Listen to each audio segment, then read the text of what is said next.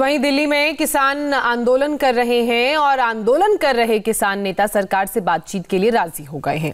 सरकार की तरफ से बातचीत के न्योते का जब जवाब किसानों ने सरकार को भेजा तो वो बीते कल का दिन था। आपको बता दें कि कल संयुक्त किसान मोर्चा की बैठक के बाद किसानों ने केंद्र सरकार को 29 दिसंबर को सुबह 11 बजे बातचीत करने का प्रस्ताव भेजा।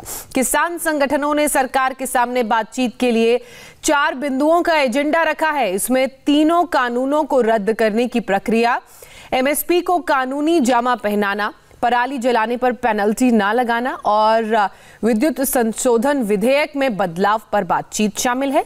किसानों के इस प्रस्ताव पर अब केंद्र सरकार को जवाब देना है और खास बात यह भी है कि 29 दिसंबर को बातचीत के प्रस्ताव के साथ सरकार किसान संगठनों ने 30 दिसंबर से ट्रैक्टर मार्च निकालने का भी ऐलान किया है।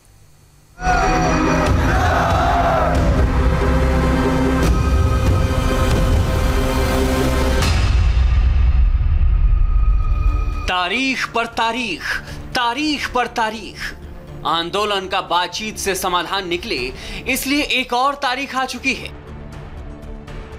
और ये तारीख है 29 दिसंबर, दिन मंगलवार, समय सुबह 11 बजे। सरकार ने किसानों को पिछले एक हफ्ते में 2 बार न्योता भेजा। बातचीत के आमंत्रण पर कल फिर से संयुक्त किसान मोर्चा की बैठक हुई। इस बैठक में बातचीत की तारीख और समय फाइनल कर लिया गया। किसानों ने सरकार को प्रस्ताव भेजा है कि वो 29 दिसंबर को सुबह 11 बजे बातचीत करने के लिए तैयार हैं। अब सरकार को किसानों को जवाब देना होगा। उन्होंने कहा कि आइए आप एजेंडा दीजिए, डेट आप दीजिए। तो 2 बार ये हो चुका था। हमें लगा कि ये कहीं लोगों में ये ना जाए कि ये बातचीत नहीं, इसलिए हमने एजेंडा पर पॉइंटेडली रिपील ऑफ लॉ बोल के कि इसका क्या प्रोसीजर, क्या मोडेलिटी से रिपील होगा, हम इस पर ही बात करेंगे। तो बातचीत का दौर शुरू होगा तो कुछ न कुछ हल निकलना चाहिए। आप लोगों ने ये अभी भी क्लियर कर रखा है कि तीनों कानून जब तक वापस नहीं होगा तब तक आंदोलन खत्म नहीं। सरकार ये कह रही कि हम संशोधन करने के लिए तैयार हैं, आप हमें सुझाव दीजिए। तो क्या लग रहा है वो स्थिति बन पाएगी? संशोधन वाला चैप्टर तो फाड़ दिया, अब नहीं, अब तो सुझाव नहीं, पूरा का पूरा बिल वापसी, बिल वापसी तो घर वापसी। सरकार और किसानों के बीच बातचीत के 5 राउंड पहले भी हो चुके हैं। पहले की बातचीत में भी किसान तीनों कृषि कानूनों को रद्द करने की मांग पर अड़े थे। किसान संगठनों और किसान नेताओं का रुख अब भी वैसा ही है। भले ही किसानों ने 29 दिसंबर को बातचीत के अगले राउंड के लिए हामी भरी हो, लेकिन किसानों के 4 ऐसे एजेंडे हैं जिस पर वो किसी भी समझौते के लिए राजी नहीं है। संयुक्त किसान मोर्चा का कहना है कि सरकार से उनकी बातचीत इन 4 एजेंडों पर ही होगी। किसानों का पहला एजेंडा, तीनों कृषि कानून रद्द करने की प्रक्रिया बताए सरकार। दूसरा एजेंडा, एमएसपी की कानूनी गारंटी दी जाए। तीसरा एजेंडा, पराली जलाने पर किसानों पर पेनल्टी न लगाई जाए। और किसानों का चौथा एजेंडा है विद्युत संशोधन विधेयक 2020 के मसौदे में किसानों के हितों में बदलाव।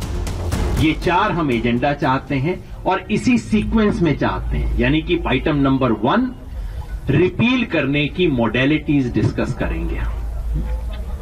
हम फिर दोहराना चाहते हैं कि किसान संगठन खुले मन से वार्ता करने के लिए हमेशा तैयार रहे हैं और रहेंगे। वार्ता में हमने क्या मुद्दे कैसे उठाए, इसके बारे में गलत बयानी ना करें और पूरे सरकारी तंत्र का इस्तेमाल कर किसानों के खिलाफ दुष्प्रचार बंद करें। एक तरफ किसान हैं तो दूसरी तरफ सरकार। प्रधानमंत्री से लेकर मंत्री तक ये साफ कर चुके हैं कि नए कृषि कानून किसानों के हित में है। न ही एमएसपी खत्म की जाएगी और न ही मंडियों को खत्म किया जाएगा। सरकार किसानों से बैठक के बाद ही किसी नतीजे पर पहुंचना चाहती है और मसले का समाधान चाहती है।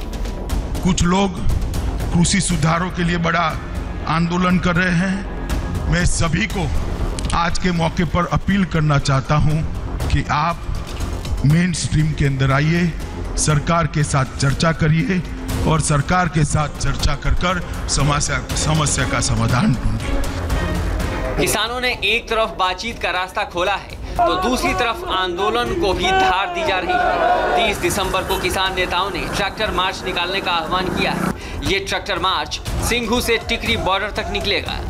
1 जनवरी को दिल्ली हरियाणा के लोगों को दिल्ली बॉर्डर पर लंगर चखने का न्योता दिया जाएगा। अगर प्रधानमंत्री जी हमारी मांग मानते हैं तो हमारा मार्च करने का कोई मतलब मकसद नहीं है। अगर 29 तारीख को प्रधानमंत्री जी हमारी मांगे पर स्वीकार कर लेते हैं तो हम आंदोलन समाप्त करेंगे, हम वहां तक क्या लेने जाएंगे। अगर नहीं तो हम प्रधानमंत्री जी और पूरी सरकार को ये एक मैसेज देंगे 30 तारीख को कि यहाँ का जो ट्रैक्टर है वो यहीं रहेगा और नए ट्रैक्टर आएंगे। जब आपकी शीट है, चद्दर है, वो सारी फटी हुई है था पर, उसको दोबारा सियोने का कोई फायदा नहीं, उसको रद्द करो। सो इस करके जो एक कानून है, एक कानून ही असल विच ये जड़ा सरमाएदारी सिस्टम है, कारपोरेट सिस्टम है, उनके हित में बनाया गया है। किसानों का आंदोलन तेज हो रहा है। सिंघू से लेकर टिकरी और गाजीपुर बॉर्डर तक किसानों का जमावड़ा बढ़ रहा है। पंजाब, हरियाणा के अलावा यूपी, राजस्थान के किसान भी अलग अलग सीमाओं पर पहुंच रहे हैं। कल दिल्ली के पुलिस कमिश्नर SN श्रीवास्तव ने सिंघू बॉर्डर का दौरा किया और वहां कानून व्यवस्था की स्थिति का जायजा लिया।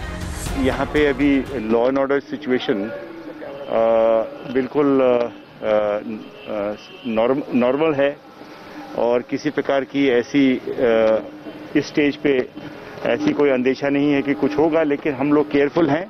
ये मानते हैं कि काफ़ी किसान यहाँ पे आए हैं और यहाँ पे बैठे हैं, लेकिन फिर भी लॉ एंड ऑर्डर का पूरा इंतजाम है और स्थिति नियंत्रण में है। कड़ाके की ठंड में किसान नेता पिछले 1 महीने से दिल्ली की सीमाओं पर धरना दे रहे हैं। सरकार से हुई 5 दौर की बातचीत बेनतीजा रही और अब नजरें 29 दिसंबर की तरफ है। किसान किसी भी कीमत पर नए कानूनों को खत्म करवाना चाहते हैं। किसान टस से मस होने को तैयार नहीं है। ऐसे में 29 दिसंबर को होने वाली संभावित बातचीत के नतीजों पर कई तरह के कयास लगाए जा रहे हैं।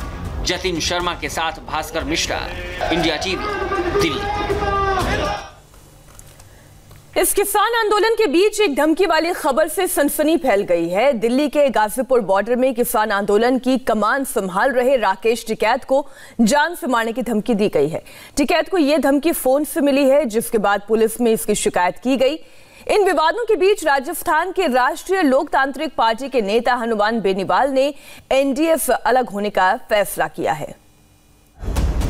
पिछले 15 दिनों से अलवर के शाहजहांपुर में किसानों का आंदोलन जारी है। किसान जयपुर दिल्ली हाईवे पर बैठे हैं। शनिवार को किसानों ने हाईवे का 2 वे ट्रैफिक जाम कर दिया।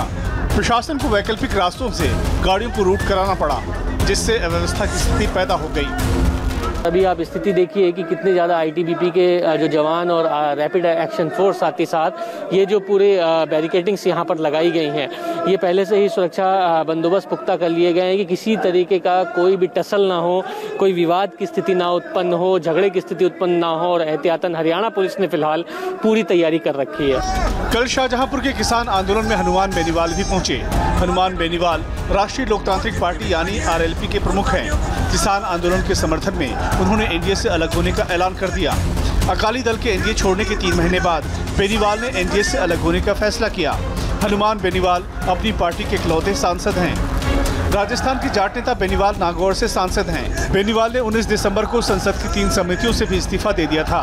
उन्होंने ये भी कहा कि बीजेपी से अलग होने के बाद वो कांग्रेस को समर्थन नहीं देंगे। सबकी इच्छा है कि किसान बिल वापस हो और दिल्ली की सरकार किसान बिल वापस नहीं लेने के लिए अड़ी हुई है। इसलिए हनुमान बेनीवाल एनडीए के अंदर नहीं रहेगा। एनडीए मैंने छोड़ दी, सिर्फ इसलिए छोड़ी है कि किसान बिलों के खिलाफ, ये तीनों बिल किसानों के खिलाफ है, किसान विरोधी है। बाकी जितने भी बिल थे उसमें मैंने एनडीए का समर्थन भी किया था। इन बिलों से मेरी एनडीए से नाराजगी है, एनडीए छोड़ दी। लेकिन कांग्रेस के साथ किसी तरह का गठबंधन देश और प्रदेश के अंदर नहीं करूंगा। तीनों उपचुनाव अकेले लड़ेंगे और 23 का चुनाव भी राजस्थान के अंदर RLP पार्टी अकेले लड़ेगी। शाहजहांपुर से किसान दिल्ली की तरफ कूच करना चाहते हैं, लेकिन पुलिस के कड़े इंतजाम हैं। राजस्थान के किसान दिल्ली आकर आंदोलन को मजबूत बनाना चाहते हैं। किसानों ने दिल्ली को 3 तरफ से घेरा है। हरियाणा की तरफ से सिंघू बॉर्डर और टिकरी बॉर्डर पर किसान आंदोलन चल रहा है, तो यूपी की तरफ से गाजीपुर बॉर्डर पर किसान डटे हैं। गाजीपुर बॉर्डर पर जिसने किसान आंदोलन की कमान संभाली है वो है राकेश टिकैत। पश्चिमी यूपी के बड़े किसान नेता महेंद्र सिंह टिकैत की पार्टी भारतीय किसान यूनियन के राष्ट्रीय प्रवक्ता राकेश टिकैत को जान से मारने की धमकी मिली है। राकेश टिकैत के पास एक अज्ञात व्यक्ति का फोन आया। उसने खुद को बिहार का रहने वाला बताया। उसने हथियारों की बात की और फिर टिकैत को जान से मारने की धमकी दी। उसकी रिपोर्ट करवा दी। वो कोई बिहार से कोई फोन था। वो पहले उसने हथियार देने की बात करी कि यहाँ पे कितने हथियार भेज दो। वो जब उसको टाइट करा तो फिर उसने उस तरह की बात करी, मारने की उसकी उस तरह की बात करी। वो दे दिया, यहाँ पे पुलिस कप्तान को दे दिया। पुलिस क्या एक्शन ले रही है अभी? अब उनको दे दिया, क्या लेगी वो तो उनका है, वो दे दिया हमने। मौत की धमकी की शिकायत कौशाम्बी थाने में की गई है। पुलिस ने मामले की जांच के लिए सर्विलांस टीम बना दी है। शाहजहांपुर से मनीष भट्टाचार्य और गाजीपुर बॉर्डर से दीक्षा पांडे की रिपोर्ट।